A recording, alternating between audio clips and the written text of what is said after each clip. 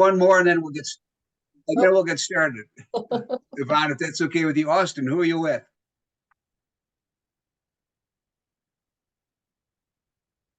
Austin's still muted.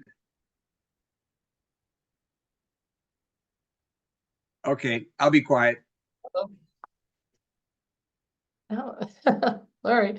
Now you messed me up. Shoot. I'm gonna have to start again. Sorry about that. Usually I'm right on it. Well, welcome to our Tuesday Talent Series this week. It's February 20th, and I appreciate you all being here with us this morning. We're excited for our session today with Bill Welter. We like to start out with who our sponsor is. So we are so appreciative of Plante Moran and their 100-year anniversary. Plante Moran is among the nation's largest accounting, tax, consulting, and wealth management firms and provides a full line of services to organizations in the following industries: manufacturing and distribution, financial services, service, real estate, private equity, public sector, real estate, construction, and energy.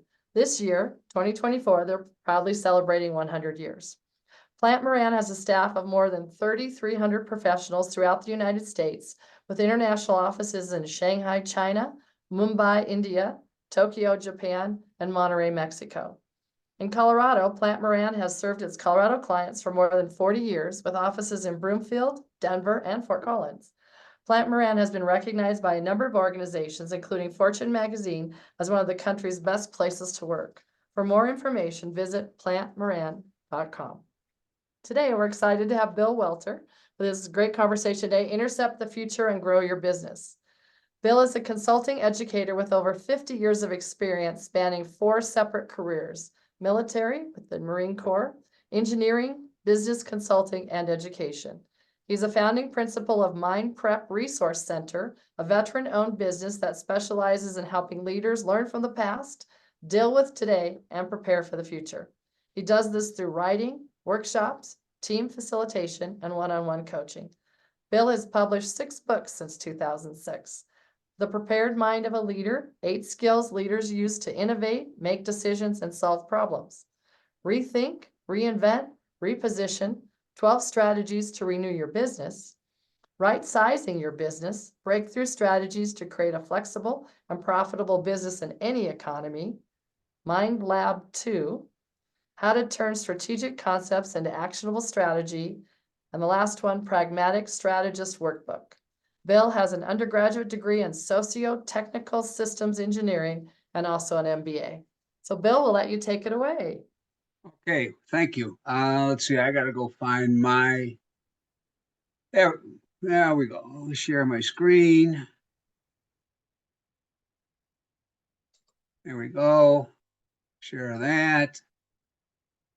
Expand that.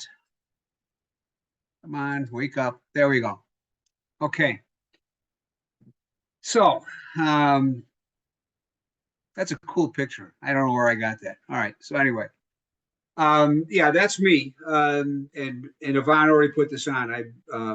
I spent time in the Marine Corps. I spent time doing non-STAG engineering. I spent a whole bunch of years doing consulting work and 20 some years running my own little practice and writing and teaching people things. And my email is down there, bill.welter@mindprep.com. And so here's my, if you have any questions after this is all over, feel free to reach out to me and we'll just take it from that. Okay.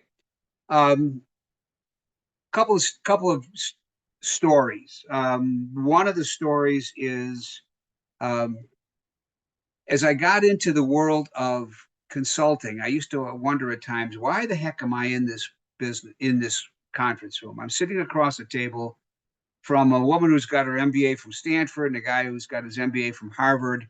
And I know they're smarter than I am. Why am I here? And I came across the quote from Louis Pasteur of chance favors the prepared mind. Pasteur was the French microbiologist who at one time dealt with anthrax, and then he's dealt with rabies, and he dealt with silkworm disease. He saved the beer industry in Europe. God bless that man. And at one point was accused of being lucky. And he said, yeah, I was lucky and I was ready for it. And that got me thinking about the future. How do people are sometimes very ready for their future, and others are not.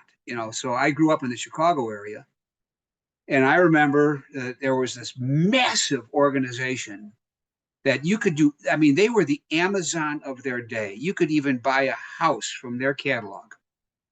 That company was Sears Roebuck and Company.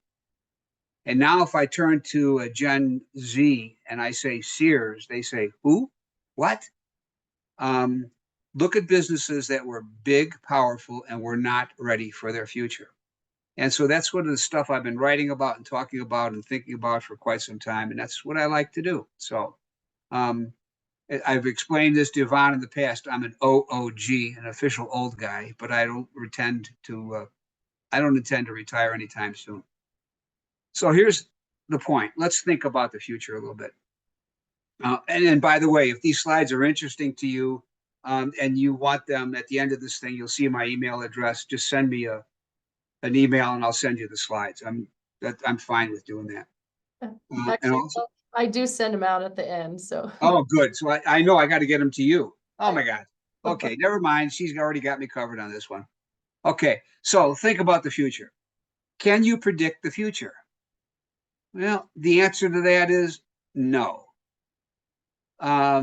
Next question. Will you be surprised? And the answer to that is yes. Will you be taken by surprise? And this is an interesting piece. Being taken by surprise means I wasn't ready for it. It had damaged me. It hurt me. It destroyed my business. If we took the very short recent history and we played with this issue of being taken by surprise, I'll just go to COVID and simply say we were taken by surprise collectively. And I don't care whether you politically, whether you're left, right, or in the middle. The science says we were taken by surprise, but we shouldn't have been. In 2018, there were 10 epidemics around the world. Not COVID, but there were 10 epidemics. There was measles, there was Zika, there was all kinds of stuff like that. Well, collectively, we, our government and businesses said, well, you know what? Germs will never get on an airplane, so we're safe because we had an ocean between us and them. Well, we got taken by surprise. And so it hurt our businesses, it hurt our government, it killed lots of people, and shame on us collectively. So the question there is, I hope you will not be taken by surprise. That's the piece that's sitting out there. And in order to avoid this, or at least to mitigate this, I think you need to answer some questions. But before we get that, let me get to the real short piece of interesting piece of history.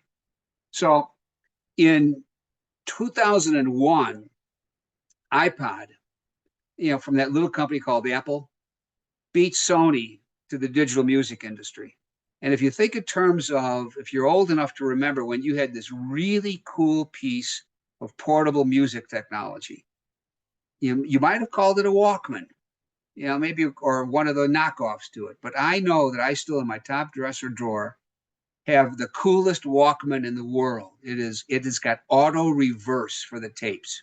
So I don't even have to turn the tape over. It just turns itself over. Isn't that cool?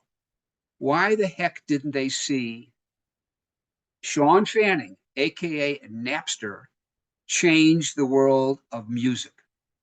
Sony did, but the leader at that time did not. Okay.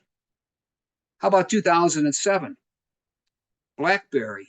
I remember having to take a trip to China, but I was okay with my BlackBerry because I knew that even in China, I could get my email. That's all I could get, but I could get my email and I could send emails, even from China. Well, in 2007, iPhone comes out and they got this thing called a smartphone, and it basically destroyed BlackBerry. I mean, Apple didn't even see BlackBerry as a competitor. They just saw it as something else, but they came out with something absolutely different. And the time goes on. So we got this Apple company, which does these really cool things. But in 2019, there's this other little company called Microsoft, and they spent $1 billion on this unknown software company called OpenAI. And now we know all about this thing called Chat GPT, which has taken the world by its horns and it's wrestling it around. And the question that I have is, it's 2024. Where's Apple's AI offering? They don't have it. They're coming out with another cool piece of equipment that costs, I think, $1,200 for those glasses. And I don't know if it's going to be cool or not. But you got to be an Apple lover to want it. But I'm not sure if they've missed the boat on what is going to be one of the biggest changes to business in history. This whole issue of generative AI is changing medical industry. It's changing automotive industry. It's changing everything. And Apple, who had been lauded as the kings and queens of the universe, seems to be missing in action on this one. So the point being is, you've got to intercept the future if you possibly can. And in order to do that, you must, and I put it in caps, you must answer 4 questions. And by the way, since there's only a few of us here, feel free to jump in at any time with a question, and I'll manage the time. We're good on that one, or we'll wait till the end, whatever you want to do. But if it's meaningful to you, jump on in. But here's 4 questions that I think that like as I say, you must answer. The first question is, what's going on? The premise that I use, is that the world is complex, connected, and dynamic. And I think we're all in agreement with that one. It's actually the term that I would use these days is it's a wicked world. And I don't mean it in a moral sense. I mean it in a sense that we don't even see everything that's happening. It's kind of it's so complex. Things happen in another part of the world and it shows up here. It pops on up here. So the action that you have to take is we have to talk in terms of, you've got to scan and confront what's really going on in the world.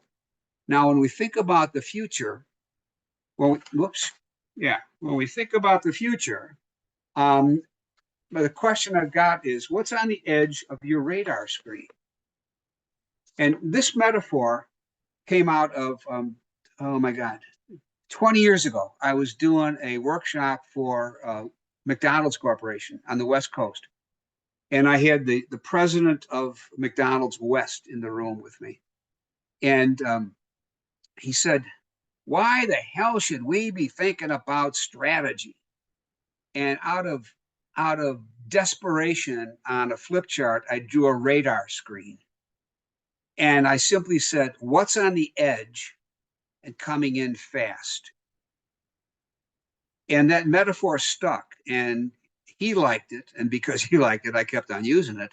But the radar screen metaphor is a way that we can think in terms of, how do we play with the future and think about our time? So let me spend a minute on this one. The middle of the radar screen is the reaction zone. That's the stuff that we absolutely know it's happening to us right now. We have problems to deal with. We have customers to deal with. We have suppliers to deal with. Our employee didn't show up today. We are reacting. Somebody is basically driving us to use our time.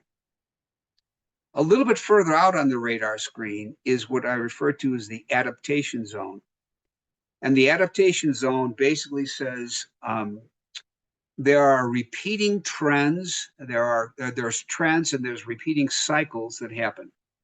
So I can adapt right now, and I can get ready for summer. Take care of doing some painting before it gets too hot, or think in terms of what I got to do outside, because summer's going to come. I know that. I can adapt to that. Or I can think in terms of trends.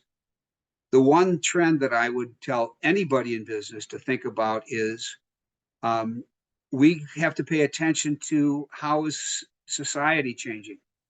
And we can see it in in the demographics of the people around us. We can see it in the age groups of the people around us. And we can see, basically, so I'm going to go off onto a tangent. And Yvonne, this is not, Yvonne knows I go off on tangents. Just prior to this, I was doing a short workshop for the Small Business Development Center for Larimer County.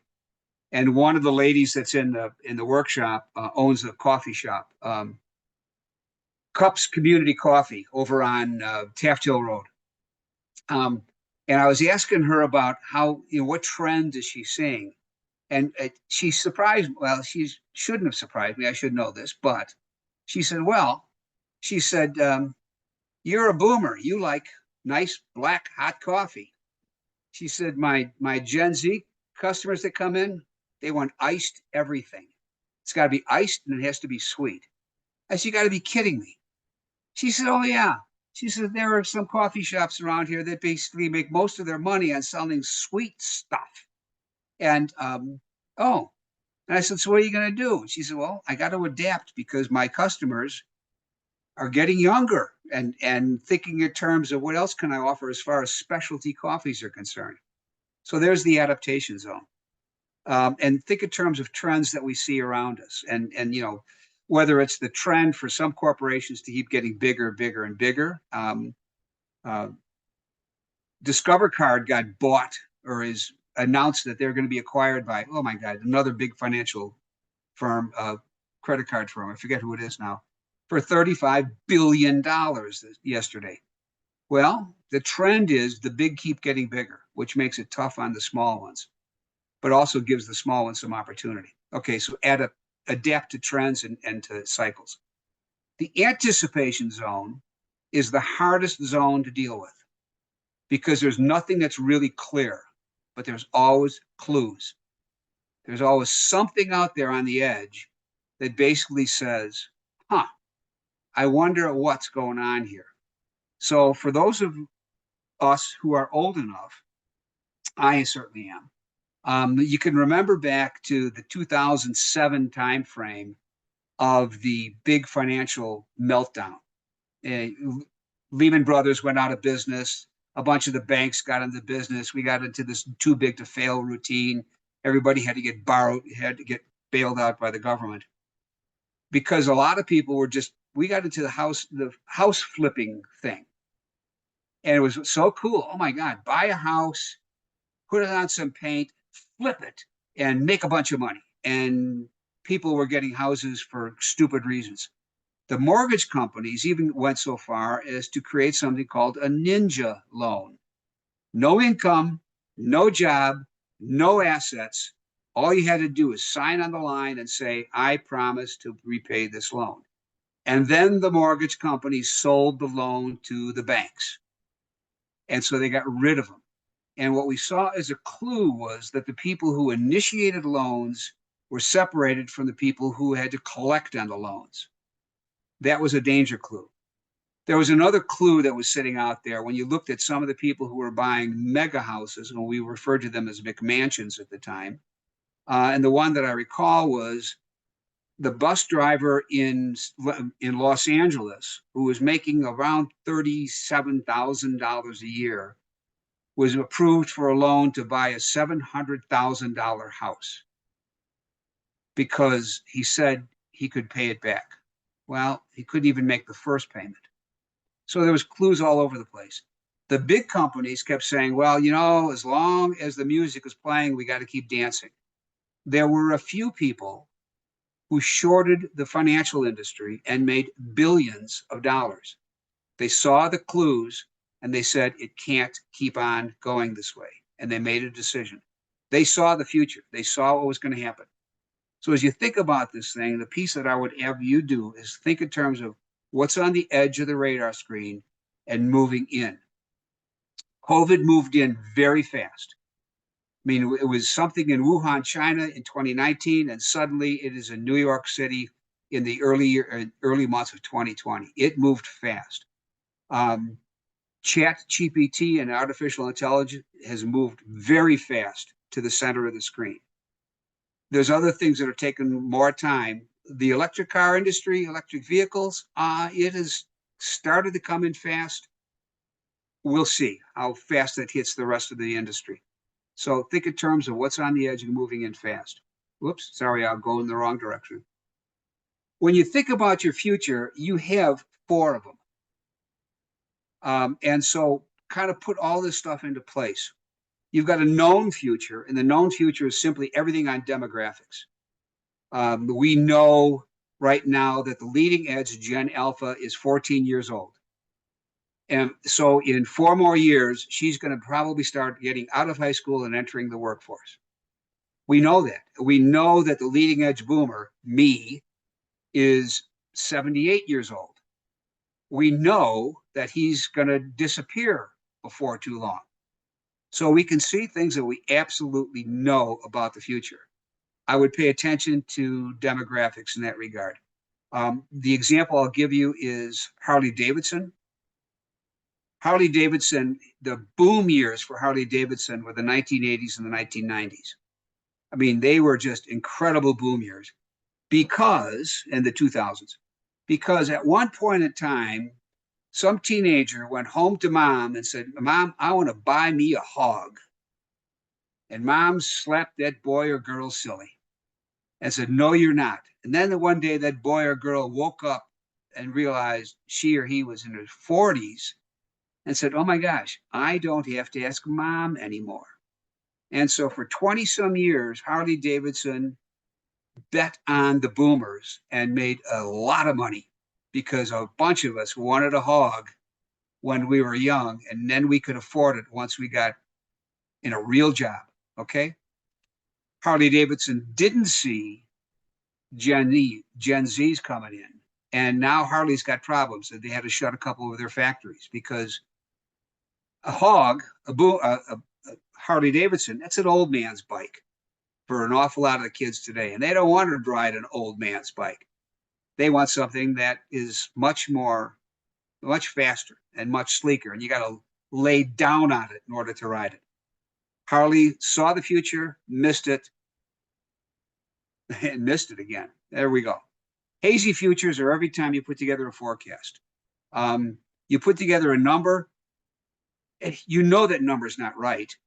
It's going to be less or more, but it's hazy, so it's out there. And you got to think in terms of ranges of forecasts as opposed to the forecast. And either or future, I would simply say, is anything that's in legislation. Either Congress will pass some border control measure, or they won't, or they'll kick it down the road and then put it off to somebody else. So a lot of what's going on with either or, and this is kind of fascinating for us in Colorado right now, because either the 7 states who have to deal with the water situation for the Colorado River are going to get something done next month, that's the deadline, or they won't. And then the 4 states in the upper basin are going to do their own thing if that's the case. But I'm helping a landscaping company at this point think in terms of their future. And one of his issues is, the owner's issue is all I know for sure, this is a known one, is that we've got water situation and I've got to make sure everything is zero-scaped as much as I can. And either we will get it tougher or not so tough for a while. So he's playing with a known future and an either or future. Both from the blue, excuse me, I got to take a sip of coffee here. Both from the blue is something that we just weren't expecting. It just kind of comes out of nowhere. But I would tell you that, and there's 2 terms that often get used with both from the blue. One of them is that sometimes people say it's a black swan. The people in England assumed that all swans were white until they went to Australia and they found swans that were black. Totally unexpected. That was in the 1700s. Or it's something called a gray rhino. And if you're interested in unexpected things, there is a woman by the name of Michelle Wucker, Wucker, who wrote a book called The Gray Rhino a few years back. It is a stunningly good book about getting ready and thinking about things we don't want to think about. Her name for the gray rhino is simply because here's this animal that's ugly, it'll kill you, and we tend to ignore it, or that's like people going up into Yellowstone or something like that and say, well, I'm going to go pet a bison. Well, come on, no, you're not, unless you're stupid. And some people still try to do that, or go up into Rocky Mountain National Park and get a selfie with an elk. Well, that's not too smart either. Anyway, bolts from the blue. We have four futures. We know things for sure. We can watch them as far as demographics are concerned. Um, there are some hazy things that are sitting out there. That's fact. That those are the forecast. Either or, watch for issues with regard to legislation. And then bolt from the blue is sometimes we need to expect the unexpected. So that's the piece that's sitting out there. Second question, where is the future taking us? We think we're in control of the future, but I don't think we are. I think the future, we got kind of get washed along with it because it's going to take us to where it's going to go. It's bigger than any one of us are concerned. The premise is there's no data from the future. We don't get a telegram from 2026 saying, uh-oh, this is going to happen. So therefore, we have to guess. We have to make some guesses as to what the heck is going to happen and then assess those guesses. And you could play with this one and you could think in terms of scenario planning or other kind of fancy terms like that, but it's all guesses that's going on. So as we think in terms of this, wait a minute, did I do this wrong? No, future taking us. Okay, there we go. What might change? I changed a couple slides last night, Yvonne, and I forgot what I changed. Okay. And I would tell you to think in the future tense. And so here's the question. Have you ever been told to think outside of the box? And yeah, obviously all of us have, because that's we're supposed to be innovative and think outside of the box, blah, blah, blah. Well, I think you should think in bigger boxes. So it's you inside your job, inside your unit, your department or whatever, inside your company, inside of an industry, inside of the ecosystem. Change tends to come from the outside in. So if you look on the ecosystem, dark blue, you'll notice on the right-hand side is demographics. That as that's changing, it's going to drive changes to industries, and it's going to drive changes to companies, it's going to drive changes to your job. Or down on the bottom, if you think in terms of the environment, whether you agree with people who say this is man-made changes or you disagree with man-made changes, the fact of the matter is it's changing. And although politics get in the way and our friends in Washington can't make up their mind what to do, the United States Navy has already raised some of the piers on the East Coast for some of their big ships because the piers are too low and the ocean is rising. So politics aside, the science says and data says environment is changing. Okay, so we got that to go with us. Or we could play with social values, or science and technology, all those things that are out there. If you think in the future tense, you're going to basically say, I wonder how artificial intelligence is going to change my job. And you're going to say, oh, no, that could never happen to me. Well, yes, it could. I had a conversation with the research librarian for Poudre Valley Libraries, and she's the one that deals with business research. And the question there is, how is artificial intelligence going to change the job of a research librarian? Well, it's going to be much easier to get things, but now we still need somebody who can interpret them for us. So she's safe for a while. But for over time, that's going to happen. Artificial intelligence is going to change my cousin's job as a radiologist because AI can read X-rays better and faster than he can. And so things on the outside are coming in towards your industry, towards your company, towards your department, towards your job, and towards you. So think in terms of bigger boxes. That's a piece that's sitting out there.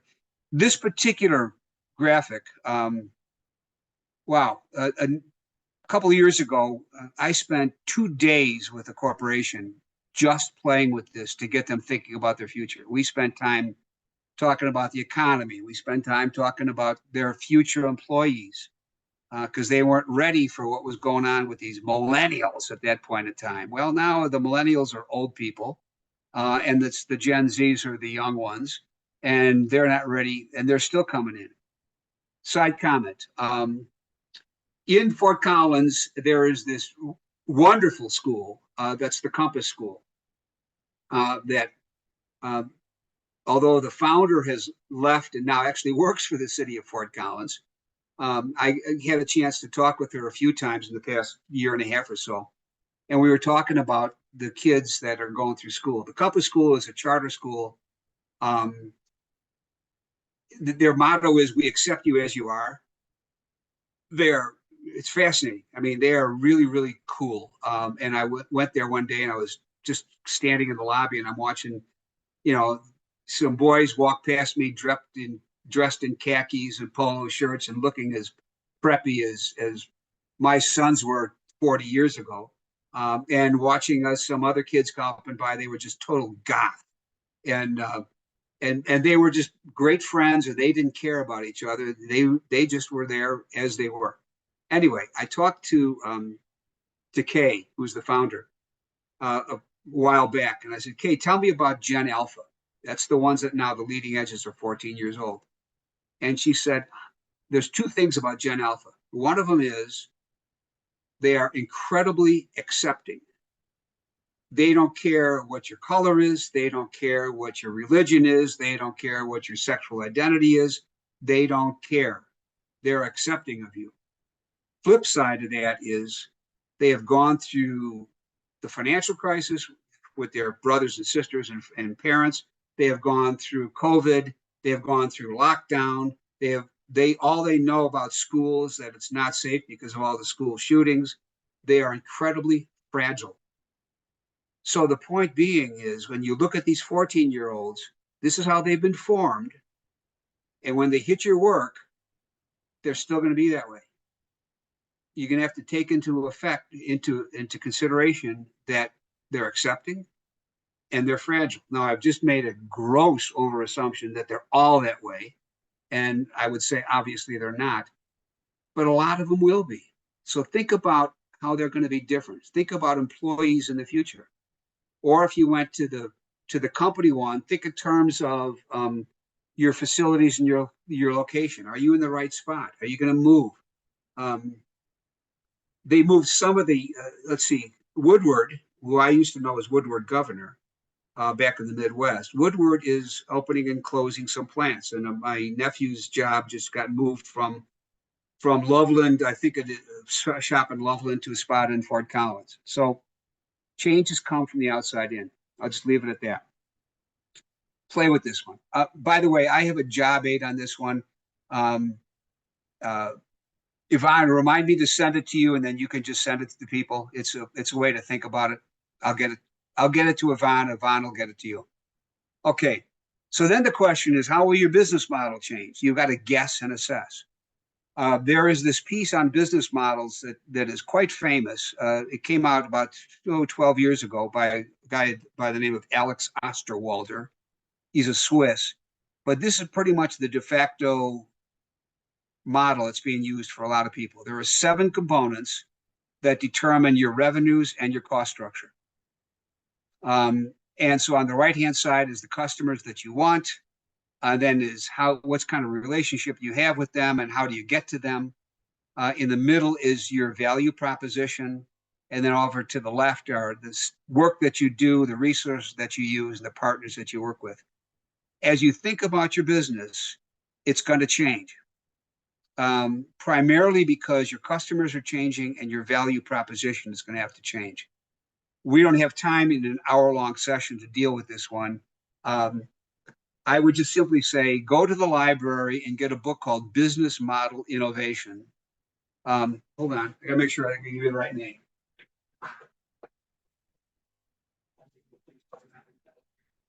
No, it's Business Model Generation. It's that book right there. You can see it in front of you. Excellent book. It's a way to think about your business. Um, and and you'll even find a quote from me inside the book someplace. I don't know where it is, but he quoted me on something. So first question is, what's going on?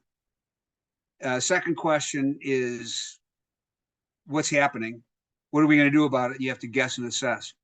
And then the third question is, can we intercept the future?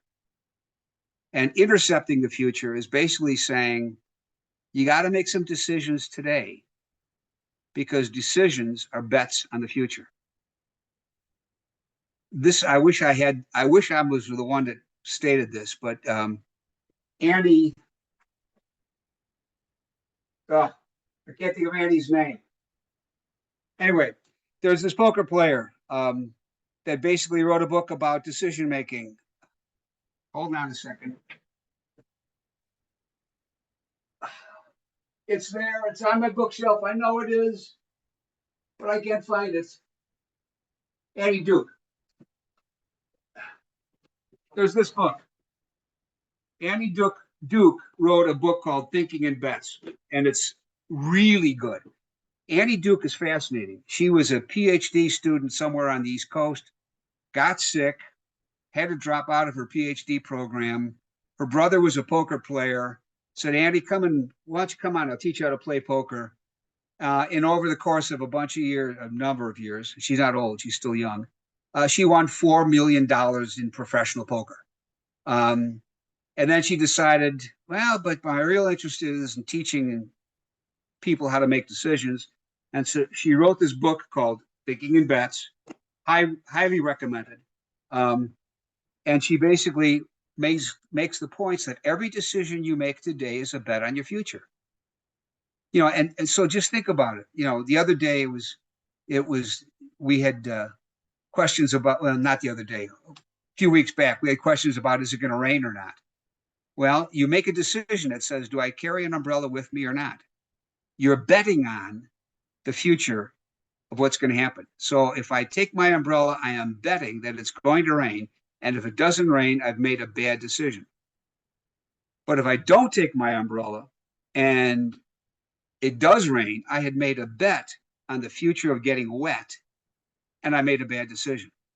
So the point is, every decision you make is a bet on the future. Some of them are more significant than others, but they're all bets. So when you think about this thing, here are some bets and some examples that you might want to go through. Here's a bet. Here's a decision you can make. And the decision is catch the new wave. By the way, this is, Yvonne mentioned that was a co-author of a book called Rethink, Reinvent, Reposition. It came out in 2010. So the examples are all old.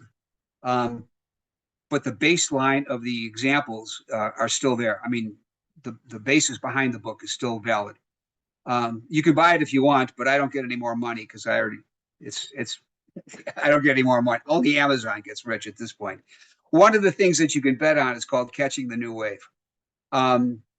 There is a restaurant, family-owned restaurant business in the Chicago area called Let Us Entertain You. That is very famous in the Midwest because they are always at the leading edge of what's new in the restaurant industry. So, for example, I can recall walking down the street in Chicago. I left there a bunch of years ago. And my favorite Mexican restaurant, which was owned by Let Us Entertain You, shut down, and they were changing it into a Hawaiian fusion restaurant. What? They experimented because they thought the next wave was going to be in the issue of Hawaiian fusion. And one of their restaurants that they started was Big Bowl, which was all about noodles, and on and on and on.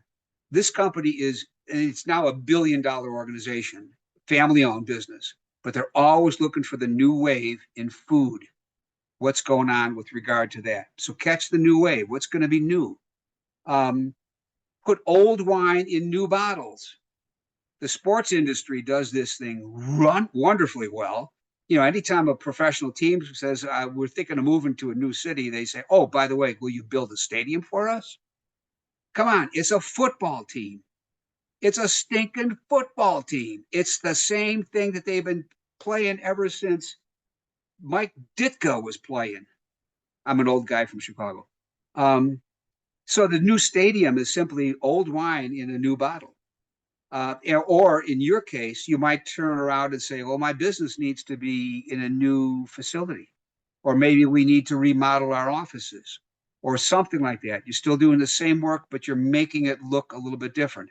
That's a bet on the future. That's a decision to make.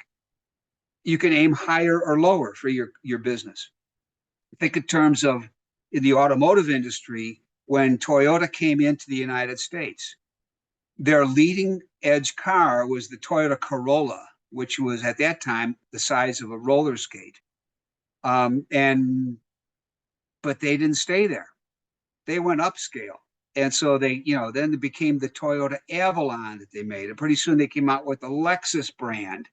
The only big mistake that Toyota made was when they came out with Scion, because Scion was supposed to be aimed at younger people who wanted a cheaper car. And it turned out to be interesting to boomers who just thought it was cool. So that was a mistake that they made, and they dropped that product line.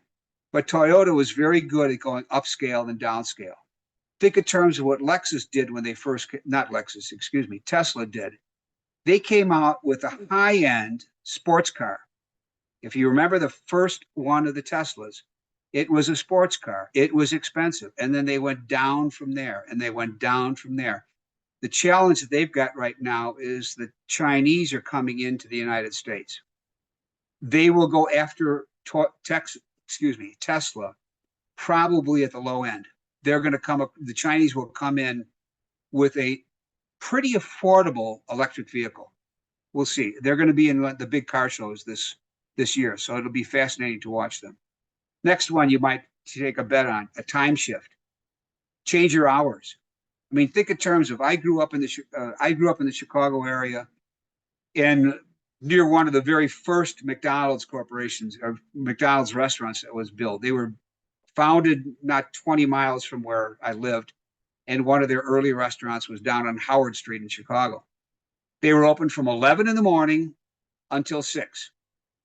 And then somewhere along the line, one of the franchisees said, wait a minute, I got this building that's sitting there, and I got equipment that's sitting there. Maybe I should start offering breakfast. That was not something that came out of McDonald's headquarters. That came from a franchisee that said, I think I can make better use of these assets by changing my hours of operation. So time shift is one that's sitting out there. And then share of wallet. Share of wallet, to me, my favorite company is a company up in Canada called Magna. Magna started off making bumpers for General Motors, plain old everyday steel bumpers. And then they realized, well, we could make the front end assembly. We could make the suspension assembly. We could make and they kept going more and more. They kept working with automotive models, automotive brands, and saying, what do you need? So they kept looking for share of wallet. They basically said, well, if you're spending money on this, and if we can do it better and cheaper, give us the business. So now they will do complete vehicle manufacturing. The last time I looked at them, they were assembling full Mercedes-Benz SUVs, not in a Mercedes-Benz factory, in a Magna factory, but they were doing it for Mercedes-Benz. So they kept going after, gee, if you're spending money and I can do it, why don't you spend your money on me? It's a brilliant, brilliant move. And then I think the last one is cash out and double down. This is an older story, but the thing that was fascinating to me was when Boise Cascade, 20 some years ago, maybe a little bit more than that, sold 4 million acres of timberland to somebody, whoever else was in the timber business at that point, took that money and ended up buying Office Max. I mean, come on, Boise Cascade, that's lumber. Except they bought Office Max, and that's been bought out since then. But they just cashed out on one of their big assets and doubled down on something else. So think in terms of bets on the future. It's decisions that you make today that you're hoping will get you ready for the future. Moving on. The fourth question. How are we doing? How are we doing is the question that's sitting out there. And so I'm going to go back to my very, very first career, I guess that's the case, of acting and adapting. So under acting, adapting, the point is you are going to be surprised. So I'm a Vietnam veteran in Marine Corps. And I remember before going to Vietnam, I was sitting out in a field someplace, and we were talking about ambush techniques, you know. And one of the guys in the unit turned to the gunny and said, "Gunny, what if we get ambushed?" And the gunny looked at him and said, "Move." And then he said, "But I can't tell you whether to move left, right, forward, or back. But I'm going to tell you, you got to move. If you get ambushed and you stand still, you're dead. Move. But your boots are on the ground. You have to figure out the direction that's going on there."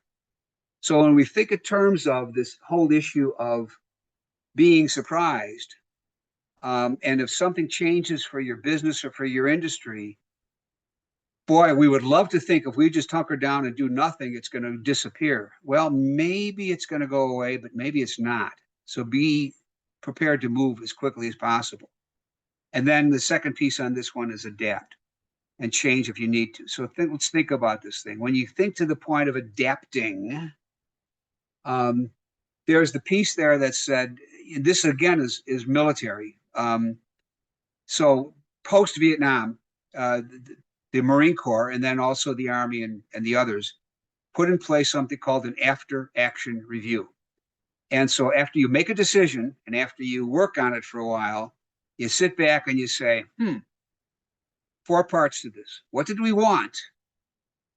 What did we get? Why were they different? And then what did we learn? What did we want? What did we get? Why were they different? And what did we learn? Um, and you'll have to excuse me because I have very little respect for Washington. If you put this in Washington, they're going to say, "What did we want? What did we get? Who do we blame?" Um, we don't do enough learning, and that's the point of the challenge that's there for all of us. So let's. Sorry, I get up on the soapbox every now and then. So as you think about this thing, you're going to make some decisions. They're not all going to work out right, whether it's a life decision you make or whether it's a business decision you make. You never get, well, you rarely get exactly what you wanted. Something different, maybe better, maybe worse, but you got to ask the question of why were they different, and then you adapt because you learned something, and then you make some further changes. So this whole piece on these four questions are sitting out there. This is not a one and done. This is an ongoing session of what's going on. Where is this future taking us? Can we intercept it? How are we doing? And think in terms of the speed with which this is working. This is a cycle. And when everything is kind of nice and smooth, if you think in terms of business in the United States in the 1950s and the 19 good portion of the 60s, it was running nice and slow. General Motors knew that every year, let's make a minor change to our Chevy Biscayne and we'll get it again. And then all of a sudden, somebody like Toyota or Honda comes into the world, and all of a sudden, the cycle starts running faster. Here's the point. Because this is a cycle of what's going on, where is the future taking us, can we intercept it, how are we doing, what's going on, if you don't move fast enough, you become irrelevant. And I can't think of anything worse than becoming irrelevant. So back to my opening comment. Chicago area, Sears Roebuck and Company. Sears became irrelevant. They were the Amazon of their day, absolutely irrelevant. The danger is that unless they're careful, Apple could become irrelevant in the world of artificial intelligence. Unless some of our other businesses are careful and watch younger generations coming up through the ranks, we could become irrelevant as a place to work or as a place to purchase, have people buy things. So that's that. There's my email address, should you ever want to get a hold of me, or you can just get a hold of Yvonne. And I'm going to stop sharing for a second here. And we got some people that are still here. And so are there any questions I can answer for you?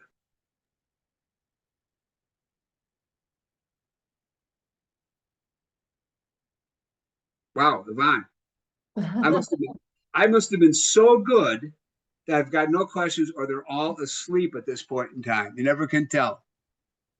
No, I think you always do an amazing job. So it's such a different shift in how to think about things that I think we all have to assimilate all your information. I always love your conversations because we really do need to, yes, we will. Robin's asking if we can get the book titles out. So if you can add that to your handout, that would be I'll great. send them. I'll send them to Yvonne. Yvonne will take care of it. I think especially, I think when we were first coming out of COVID, I do think people were thinking about the future, but then the current was so busy and so difficult and just hard to get back in that I think we're forgetting about future thinking. So that's why I always want to be sure you're part of our Tuesday Talent series because it is so invaluable. And you think about this every day and you make it seem so easy. And I think it's a little harder than you make it seem, but you Well, have just such great tools. let me stay with COVID for just 1 second. We were searching for the return to normal. There's never a normal, never. So, yeah, the future's going to always be there. Okay. Anybody? Any questions? Any comments?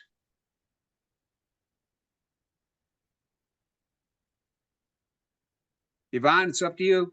Okay, well, I just want to add what our session is. So we so appreciate you being here for this Talent Tuesday. And so also appreciate so much having Bill Welter here. He's totally available to you. Lives in Loveland, so he's right here. So he'd be glad to have coffee with you and visit. So next week, our Tuesday Talent session is with Daisy Montgomery, who owns Autism Anonymous, and she also has autism. So how autism inclusive policies can positively impact your business's bottom line. So super excited to have her as joining us next week. If you'd like to be sure that you sign up, and really appreciate you joining us today. And I'll wait to get Bill's additional information and his slides and his books, and then I'll send out this recording as well as all of his slides. So thank you for joining us today and have a wonderful rest of your Tuesday.